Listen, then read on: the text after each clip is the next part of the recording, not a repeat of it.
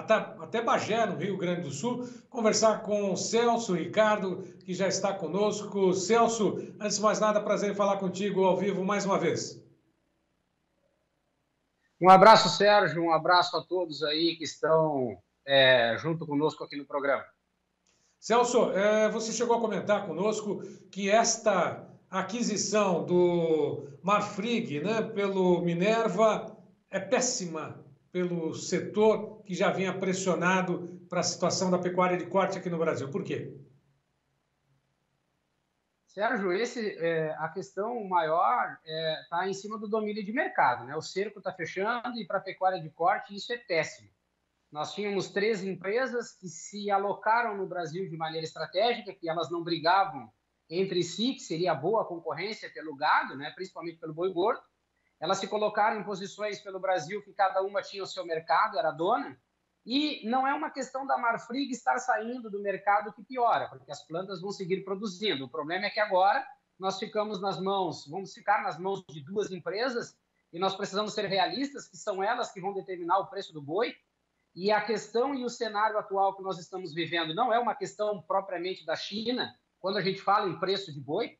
Isso é o domínio dessas grandes empresas, seja na compra do boi ou no mercado da exportação, que é fechado a 7 chaves lá dentro desses frigoríficos, e a gente não consegue entender o que eles estão articulando internamente.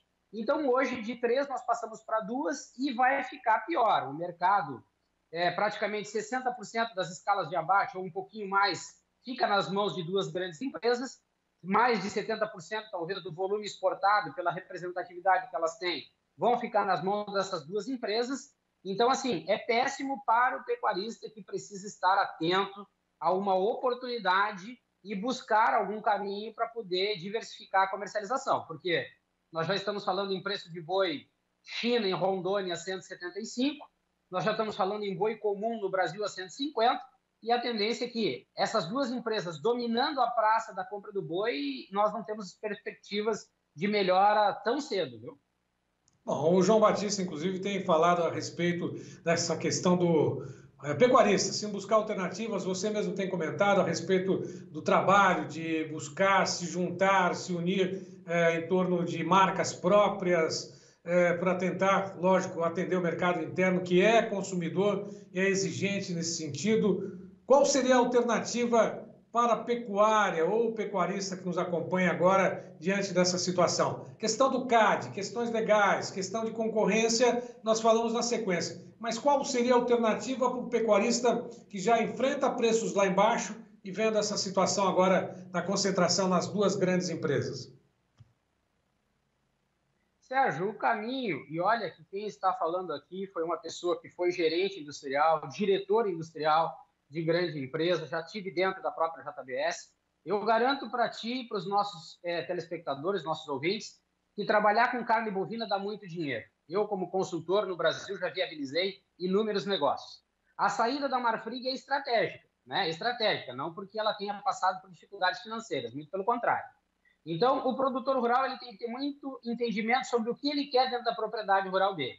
Ele vai trabalhar cria, recria, engorda, ele vai vender genética, ele tem uma perspectiva de vender, de exportar gado vivo, ou a concentração do seu investimento parte de um princípio de comercialização com os frigoríficos. Ele precisa ser muito prático nessa hora, para saber o que, como e quanto ele vai investir na sua propriedade para os próximos meses em termos de ou aumento de rebanho ou melhoramento genético.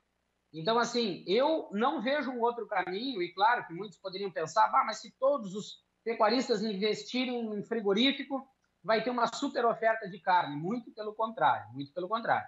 Se nós tivermos um grupo de pecuaristas, que nem eu tenho um projeto no Mato Grosso, onde eles vão se unir para trabalhar cria, recria e engorda entre eles, abater a própria carne para os animais prontos, comercializar essa carne e completar o ciclo, ali já vai ter um número X de animais que não vão para os outros frigoríficos, não vão entrar no mercado e ele vai produzir a própria carne, vai ter o ciclo completo.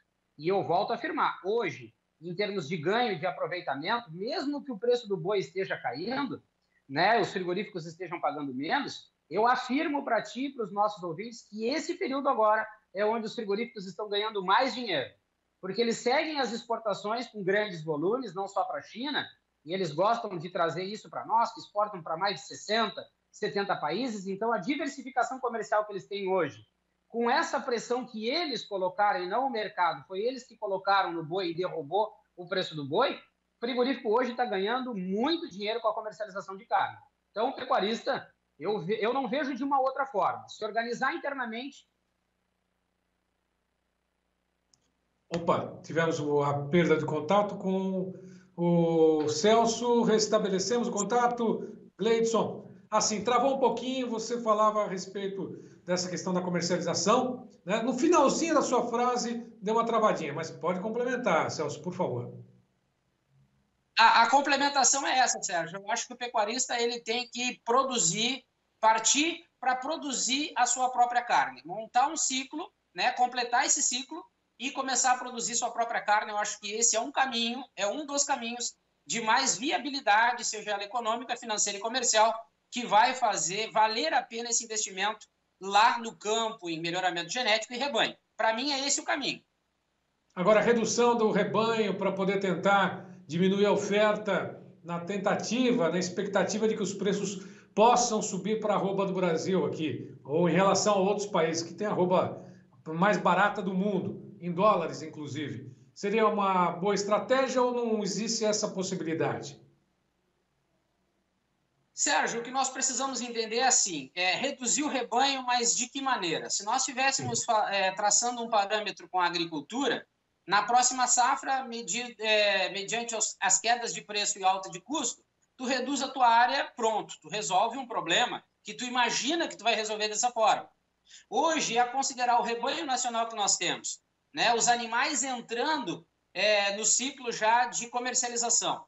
Tu não tem como fazer uma redução de rebanho agora, até porque tu tem matrizes, tu tem uma série de investimentos agora que vai ser difícil tu fazer uma redução no rebanho. Eu acho que esse controle a curto e médio prazo é meio que praticamente impossível ou inviável. O que eu vejo é o seguinte, o mercado internacional, em termos de comportamento, ele vai seguir com os mesmos volumes que ele vem comercializando, talvez até aumente. Agora, o que nós precisamos entender é que existe uma arroba comercial de venda dentro dos frigoríficos, que essa fica guardada a 7 chaves, e aí eu, com a minha experiência, entro e garanto, até nós vamos estar no programa agora falando sobre isso, que a arroba do boi no Brasil hoje poderia estar entre 270 e 300 reais, com os frigoríficos ganhando dinheiro. Isso eu tenho certeza do que eu estou afirmando. Então, assim, nós conhecemos, e aí eu me incluo, né, junto com o produtor, entre o que sai da porteira e chega no curral do frigorífico. Mas, assim, essa falta de informação e parceria entre os frigoríficos deixa o pecuarista de lado um pouco, por mais que inúmeras empresas queiram dar as suas versões em termos de mercado e preço, de uma certa forma é um pouco meio que especulativo. Na realidade, existe um mercado que viabiliza hoje os frigoríficos pagarem mais pelo boi. Não justifica o boi gordo hoje estar a 175, 180 reais, 150, como em alguns lugares. Então, se o pecuarista, de uma certa forma, entender, absorver isso que nós estamos comentando aí e partir para uma produção própria, investir em casas de carnes ou até num próprio frigorífico para comercializar direto a sua produção, com certeza ele vai entender o que é ganho realmente financeiro, completando ele esse ciclo produtivo. Para mim, seria o caminho do Brasil hoje, o pecuarista deixar um pouco os frigoríficos de lado e começar a pensar em produzir sua própria carne. Tá certo. Portanto, não é uma questão apenas de oferta e demanda, como outros setores, que possa se equilibrar, equalizar à medida desta mesma demanda ou oferta. Bom, com relação a essa questão do CAD, se vai ingressar, se vai atuar ou não, é uma questão política, está sendo discutida, mas as alternativas que você vai apresentar e tem apresentado aqui são aquelas que, para enfrentar um momento como esse, são as mais viáveis, por dizer assim, Celso. Eu quero agradecer a tua participação, sei que você tem convite já feito para participar em outros horários conosco, inclusive com o João Batista Olive, e, lógico, ao longo da programação, todos os dias você tem o comentário do Celso Ricardo, falando sobre, não só sobre pecuária, mas sobre o agronegócio, a produção e riqueza desse Brasil, que tem que ficar com esses recursos na bolsa, aliás, no bolso, na mesa do produtor, né? Não deixar ficar lá fora no bolso de outros de fora do país. Mas é isso aí. Celso, quero agradecer mais uma vez a tua participação conosco. Até a próxima. Sérgio, muito obrigado aí. Conte comigo, estou sempre à disposição. Um abraço para todos aí. Obrigado. Bom, e com a participação do Celso Ricardo, finalizamos essa edição do fechamento do mercado desta terça-feira, dia 29. Lembrando que todas as informações estarão disponibilizadas nos canais oficiais do Tempo e Dinheiro. A todos que estiveram conosco, nosso muito obrigado. Não esqueça de deixar aquele like, se inscrever nos canais oficiais do Tempo e Dinheiro e no clube de assinantes do TID. Ótima tarde a todos e até amanhã.